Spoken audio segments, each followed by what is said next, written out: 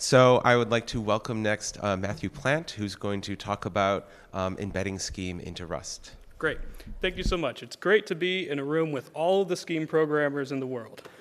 I could not help myself with that joke. So this talk is about a Scheme implementation I've been working on called Scheme'25. In the paper I described it as GoukiScheme. I have not been able to figure out a proper name for it. I thought I was going to switch over. Things happen. So it's not really just about embedding Scheme in Rust, but also about allowing Rust to be accessible from within Scheme and having this sort of Ouroboros Rust and Scheme thing going on. So first, I'd like to talk about, can I get like a show of hands? Anyone not know what Rust is in this room? Okay, I assume that means that I'll quickly go over it. Rust is a systems programming language that's thread and memory safe. It achieves thread and memory safety through a robust type system, which is basically Hindley-Milner plus type classes, excluding everything that you can't do without a garbage collector. So absent of the use of the unsafe keyword, which allows you to do the nasty pointer stuff, people describe them sometimes as nasal demons, Rust code that compiles is guaranteed to be memory and thread safe. So what is Scheme'25/GoukiScheme in order of how close we are to completing each goal? So it's an implementation of R6RS Scheme designed to be fast, correct, and safely embeddable within async Rust. Another aspect of Rust I didn't mention is that it has async programming. I won't really get into it because it's not really a part of this talk. There's a lot of stuff that I could talk about Scheme'25, but for now we're going to eschew that just to talk about this one aspect of it. So in terms of R6RS completion, we're actually largely finished. I mean, there's a lot of functions in R6RS Scheme, so there's a lot of work that needs to be done. Currently I'm working on ports, but we have all the control flow operators you'd expect: call CC, dynamic wind, exception handlers. What else? We have records, we have libraries, full tail call optimizations. All of that cool stuff is in Scheme'25 right now. In the future, it's designed to be a modern implementation of Scheme that includes all the bells and whistles you'd expect. I'd say if you reasonably expect it to be an R7RS large, that is what we would want to include in Scheme'25. I think the most obvious one that comes to mind, a feature that comes to mind, is the limited continuations. We would love to have that, and I think the design kind of makes it pretty straightforward to include. Much further in the future, there's always something. We want it to be a language with modern programming user interface. So documentation generation, package manager, and a static type system. You could think sort of like typed racket, but probably more similar to something like Colton, if anyone's familiar with that. So I'm partial to Hindley-Milner with type classes because Rust is basically that. All right, so why not use an existing implementation? So I think the most obvious comparison is to Guile, because Guile's designed to be embeddable within C programs. The problem is Guile has this very nifty and amazing feature that allows you to extend it with C code that is written in a direct style. So call with current continuation works over both the C and the Scheme call stacks. And that's just not really tenable in Rust, as it can be easily used to violate all types of safety. So I have this example here. There's going to be quite a bit of Rust code. Please do not be scared of it. It's all just window dressing, and I will explain it. So what we do in this example is we allocate, box new is Rust's form of malloc. We malloc an integer. We call a scheme procedure.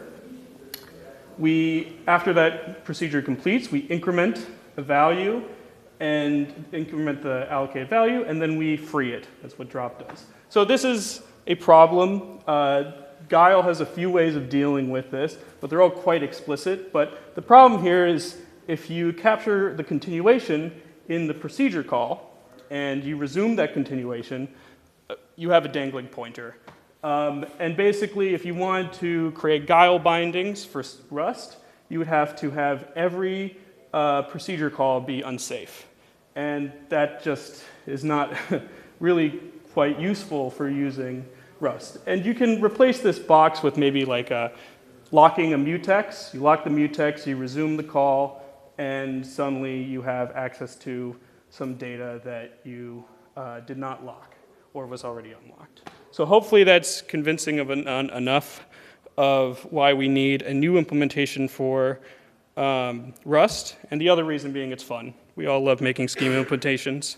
So what our goals here for defining Rust functions and having them be accessible in Scheme and the other way around is any Scheme function, including ones that utilize its continuation in some form, should be definable in Rust. The average case of a function that takes input, calls some other Rust function, returns an output, should be easy to implement. Calling a Scheme function with a continuation barrier should also be easy.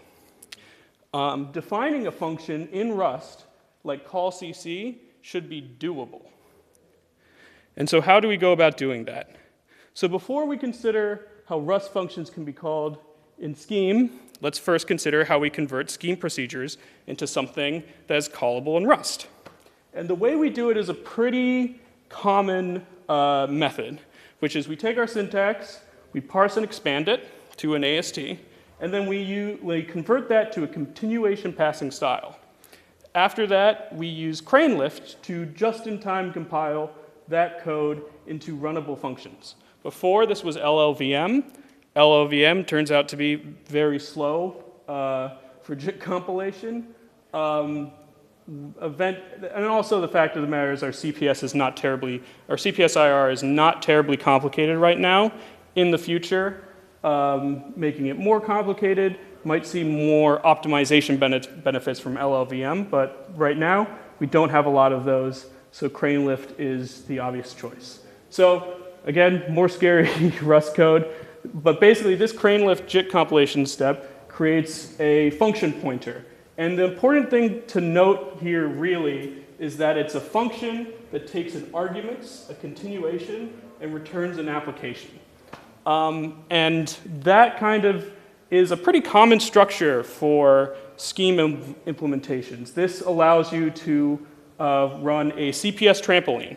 And what that effectively is you have these functions that return applications, and applications are functions applied values. So you evaluate the function with the values, and you get another application. You do this in a loop, CPS trampoline, tail calls are optimized. It's all great.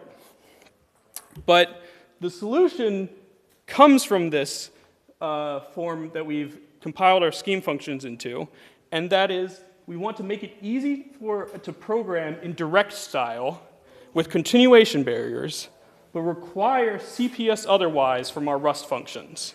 So what we're going to do is our Rust functions are going to be, you're going to be able to implement them in direct style, but every time you call a procedure, it's going to have a continuation barrier.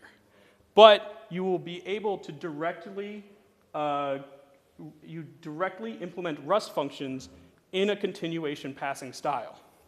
So the unifying factor between these two styles of functions that you're going to be, or not you, but one will be writing in Rust, is abundance of procedural macros to make it easier to do the former and possible to do the latter. So here's an example of a direct style Rust function that is accessible from Scheme.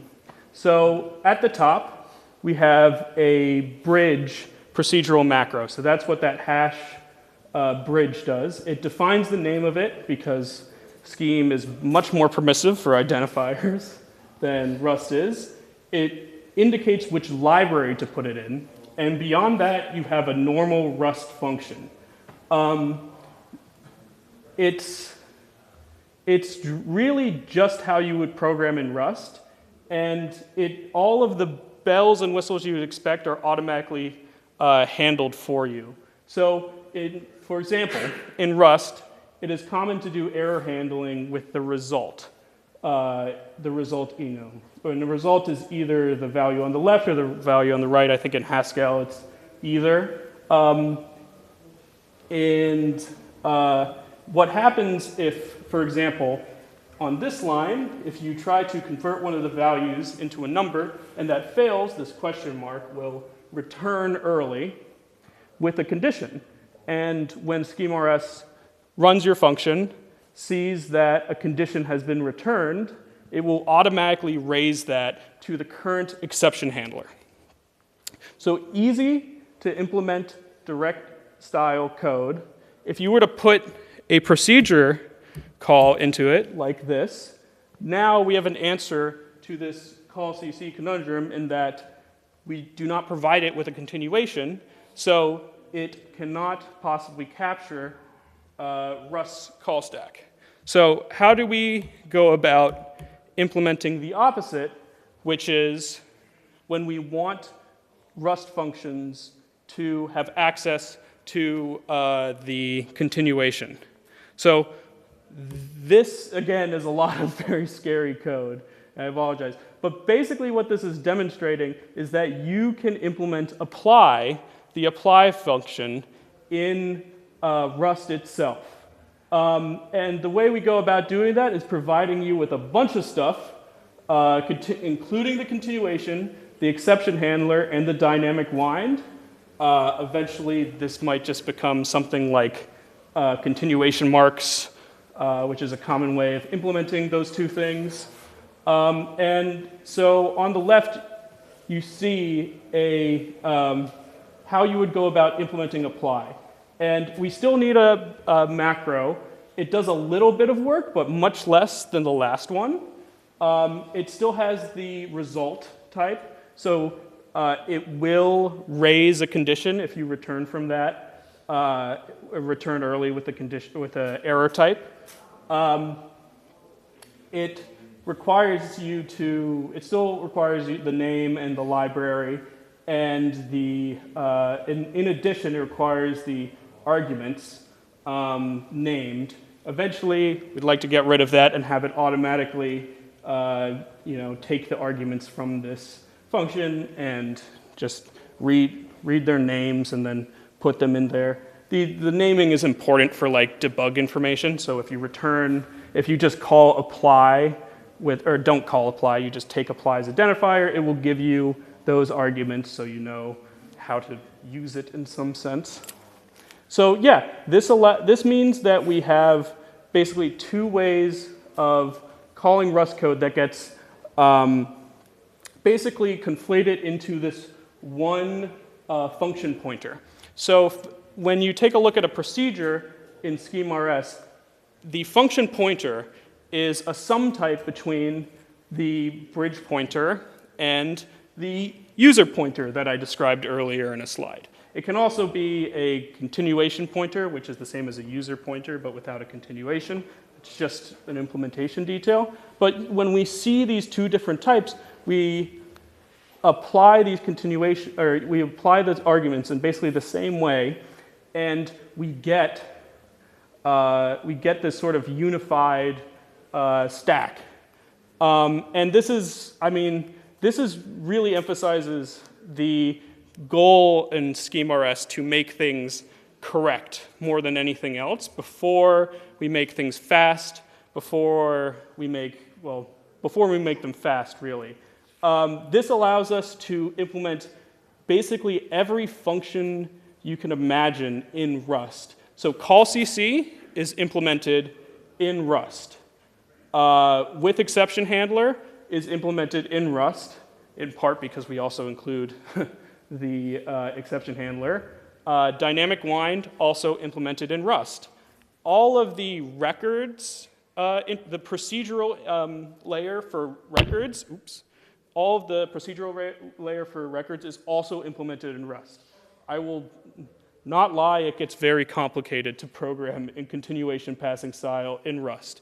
But it allows us to write code correctly, and it allows us to get past this issue of this sort of implicit capturing of the call stack that is done by things like, programming languages like Guile.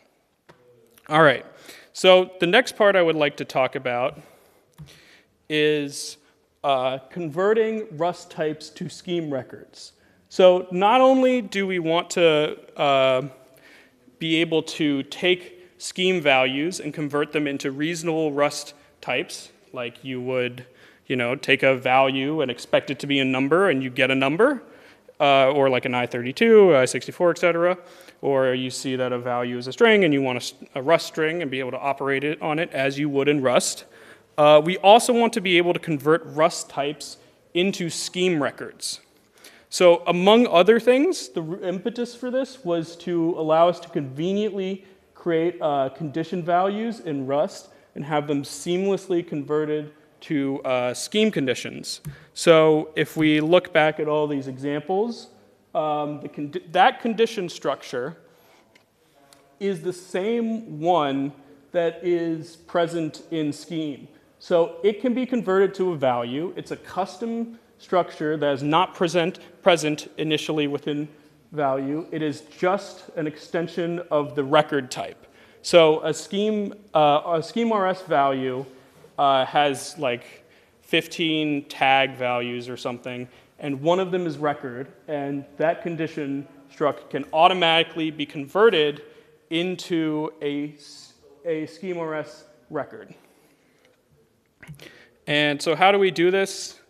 This is getting towards like the more complicated stuff. I will not really go over this too much, but the basic idea is that we use dynamic dispatch for this. And this is the trait or the type class that you have to implement in order to properly implement, have a type be presentable in Scheme. The only thing that's required is that RTD that returns the record type descriptor of your type.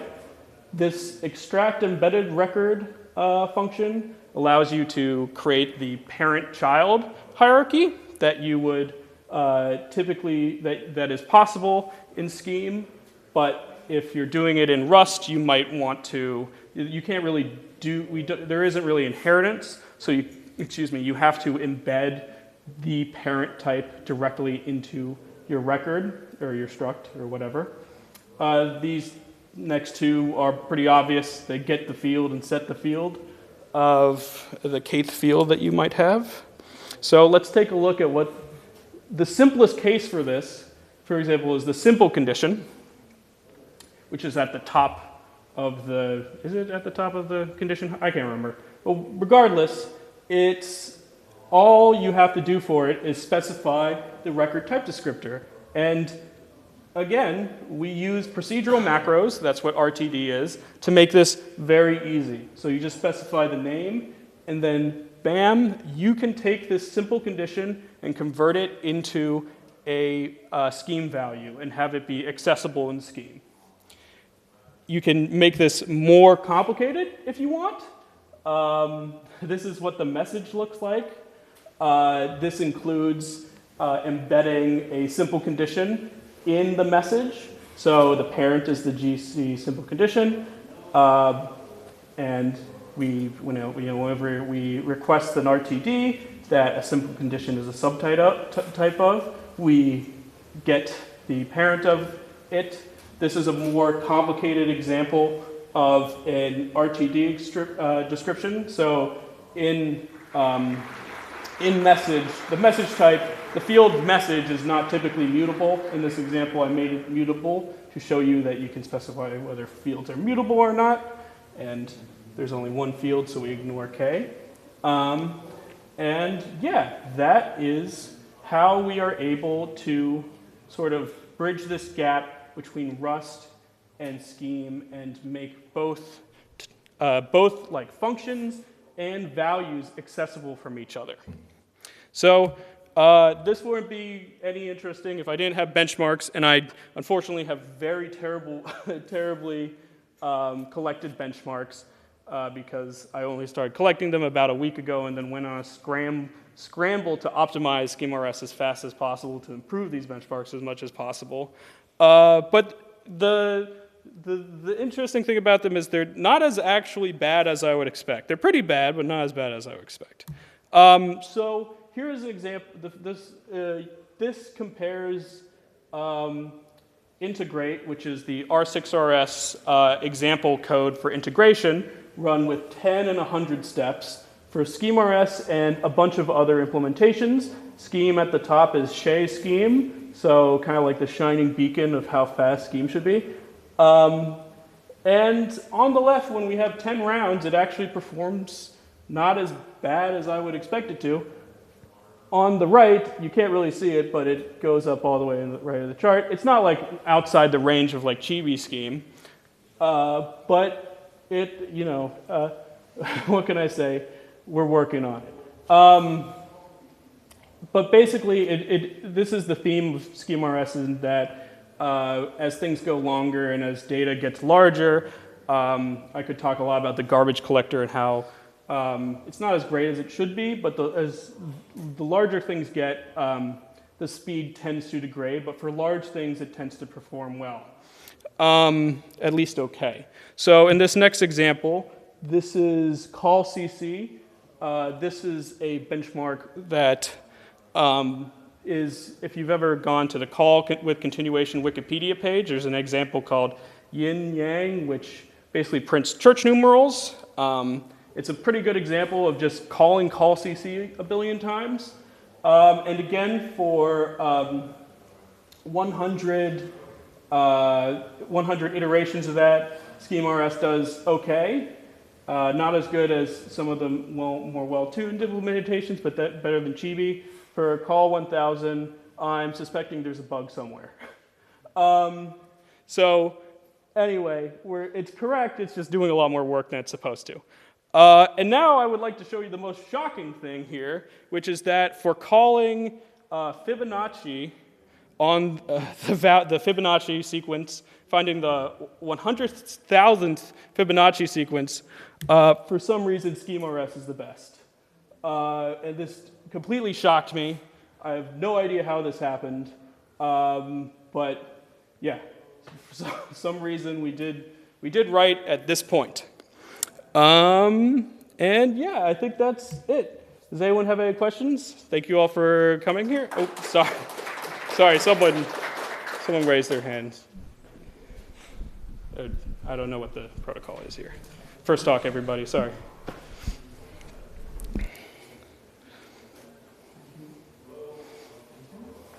Thank you, great talk. Thank you. Hypothesis for why it's more efficient. How did you implement numbers? Numbers? Yeah. So numbers are, the numerical tower is basically a sum type of the numerical tower. So they're all behind a reference, because we have two different garbage collected types in Scheme, the GC type and then the built-in Rust arc type, which is a reference counted type that doesn't handle cycles well. So we use that for numbers. It's an enumeration that starts with fixed integers, so I64, and then uses a Rust for big integers, uses a Rust library called Malachite, which is basically a Rust version of GNU MP, very solidly built, quite good. And then for floats, we just have, so far we haven't had any, we haven't implemented big floats. So we just have F64s, and complex numbers are just a pair of F64s, essentially.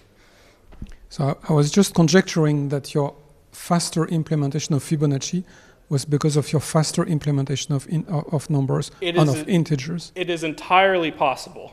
Yeah, so that's a conjecture. Yeah. I've tested Racket and Scheme over the years. Yeah. And suddenly the Racket implementation was beating everyone because they had adopted the efficient implementation of numbers. So maybe look there. Right, yeah. So I would say, based on my CPSIR, this is not my fault. This is someone else's fault, that some dependency I'm using. It's interesting that it does slightly beat out Guile. I would also conjecture that part of this, and based on how my test was run, and how my benchmark is run, is that this includes the cold boot of the interpreter, or the compiler, interpreter, whatever. So I think part of it is that Scheme'25 is quite fast at compiling small programs as well. Mm-hmm. Historically, there was an old implementation of MacLisp. Mm-hmm. We're talking old days there. And then the implementer had noticed that people would try the Fibonacci function to test, and then when they were reading the Fibonacci fib, they would change it into the linear one, and people said, "Wow, it is so fast!" Yes, I fortunately do not do that. I fortunately do not do that, but that is a great idea. You had a, yeah. It's a good idea, though. I should do that. Yeah. So this is sort of a related question, I guess. And you might not be ready to answer this yet, but I'm also interested in the performance aspects of it. Right. So it does seem like if the integer implementation could be a big reason why your Fibonacci function does much better. Right. Whereas your callCC implementation might be the reason why you're doing the callCC example significantly worse. Right. And so I was just wondering, like, if you have any sense of where the performance degradation comes from. So, and I'm particularly interested in the Rust side of this, right, as it happens. So I think the problem with getting an accurate view of where the callCC is going wrong is part of it is over the last couple of weeks where I've been measuring and improving this. I've improved it basically I've reduced the runtime from what it was it was twice as bad before. So over the course of that, a lot of it was the garbage collector being pretty slow because we can't use a tracing garbage collector. We have to use something called concurrent cycle collection, which I've managed to improve quite a bit, and that could be a whole another talk, I think. It's just going to require a lot of implementation. I think there's a ton of obvious things, like we box basically every procedure, that every continuation gets boxed. The only optimization we do on the CPS side, besides eliminating some boxing from arguments, is 2 rounds of beta reduction.